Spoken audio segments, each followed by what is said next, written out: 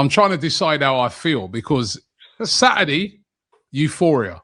Felt great. Arsenal, another win, emphatic win, 3-0 at home.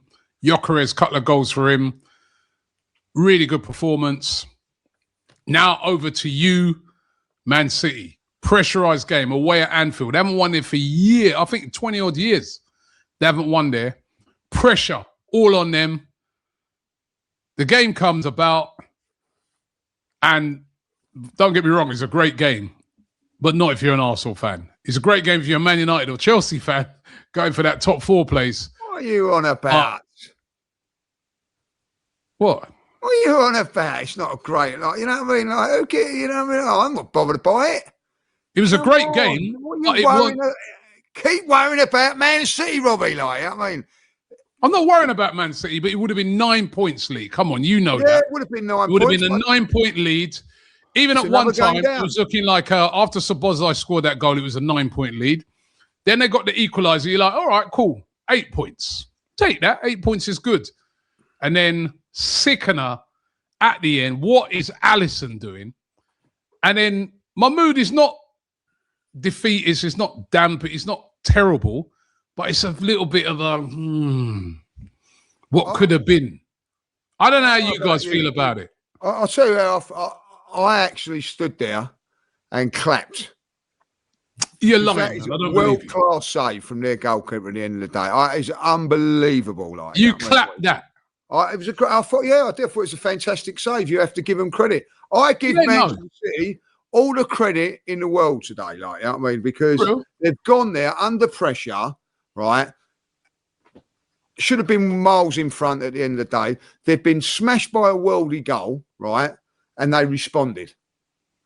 And that is what a team that's challenging the title do. You know what I mean? They're not going to give you this title, guys. Can I just say it this like they are not going to give it to us. We have to earn it. We have to win games. And at the end of the day, they can play like that every single time. If we win 10, 11 games, they can't do nothing about it. All they can do is win their games and hope. When we win our games, we just chalk off another one. That's all we got to do. And like, come against Brentford, send a message back to them. That is what you do, because it's going to be 3 points, possibly 3 points. You never know in football. I never know. You know, Fulham could go there and beat them, like, you know, who knows? The likelihood it's going to be 3 points.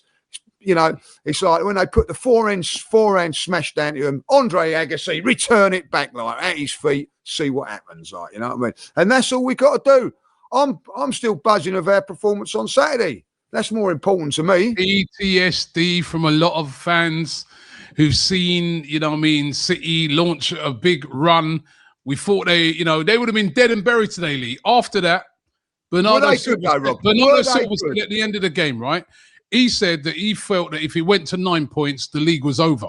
So that's why, I don't know about you, and I think the other two, looking at them two, they feel a bit like how I feel, that it's not that I don't think we can do this. It could have been so much sweeter today and looking so much rosier had Liverpool held on. I don't know what you think, Curtis. Do you remember when Deontay Wilder caught Fury with that big left and dropped him? He was going back to his corner going, it's over, it's over. Fury got up out of nowhere. You know what I mean? I thought the fight was over today, people. I'll be honest. And you know, Rob, it's worse when you do the watch-along. You suffer every minute of the game. And I said some shameless things on that watch-along. You know what I mean? I'll be real. When You'll Never Walk Alone was playing, I said the odd word. You know what I'm saying? And now, listen, overall, the focus has got to be, like Lee just said, we got a big win ourselves. We were concerned about that Sunderland game. We demolished them in the end. Very positive performance. We've got to focus on what we're doing at the end of the day. And like you said, when is Pep Guardiola just going to surrender a league title? But what it has done has showed us that we're not going to run off into the sunset with this title. 100%. A lot of us, and listen, it's hard not to. Like when Szoboszlai puts that top corner, I'm going, 9 points, they're done. Pep's spitting all over the pitch. I'm thinking we're there. You know what I mean? And then next minute, the carnage goes on. I agree with Lee. I think City showed us what, you know, a team that has won a league title 4 times in a row looks like. Because that's an unbelievable result. to, 1-0 down with 15 minutes to go. You're thinking they're done, and they've turned it around. And like you said, we're going to be under pressure because I expect them to beat Fulham on Wednesday, which means come kick-off time at Brentford on Thursday, we will only be 3 points clear. So I think we have to embrace the challenge. I still think no matter what happened today, that is not a great Manchester City team. It's just not. Exactly that. It really isn't. Like, if Liverpool had their act about them, they'd have beat them or at least got a point. Ekitike missed a sitter, the Salah foul, like you said, Lee, we'll talk about that as well. So I think we've got to be optimistic. But, yeah, there's no doubt it was a painful one. I feel like I won the lottery and then checked the date on it. It was the wrong day. So, yeah, back to work.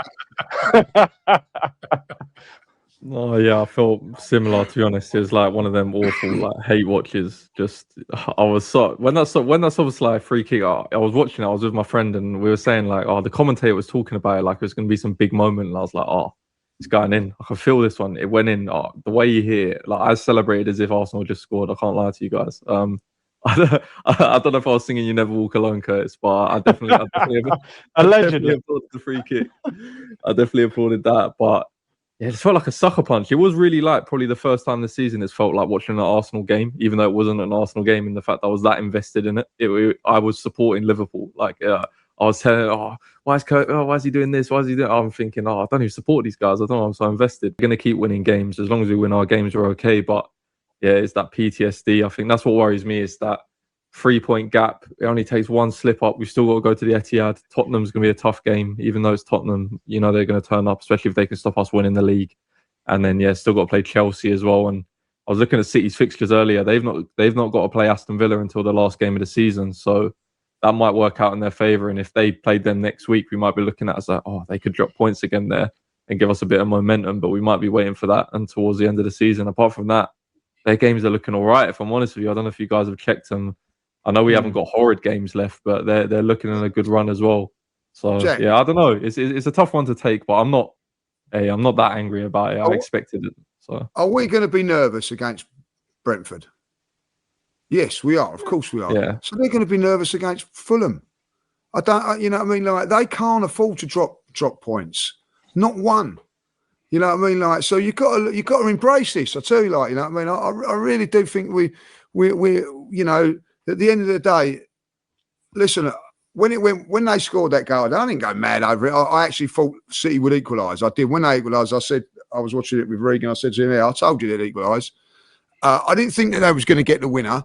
But then, you know what I mean, like stupidity come into it, didn't he? I mean, don't ever tell me you have all these Liverpool fans, Alisson number one. No, he's not number one no more. No way is he the number one goalkeeper in this country no more. He was, but he ain't no more. Because he continues to make mistakes, and that was. Who do you reckon, Donnarumma or Raya? I think Donnarumma's slightly ahead of him. It's Donnarumma and Raya. They're the Raya. two. It's Raya. What do you mean? It's Raya. Yeah, Donnarumma. Donnarumma, man. Raya's won the Golden Glove.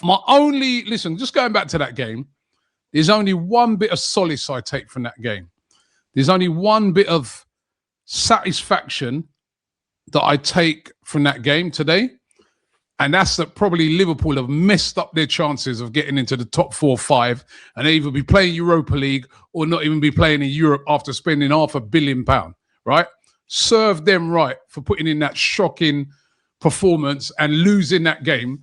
If that had been us, everybody would have been talking about bottle jobs. They'd be seeing memes of bottles and all that.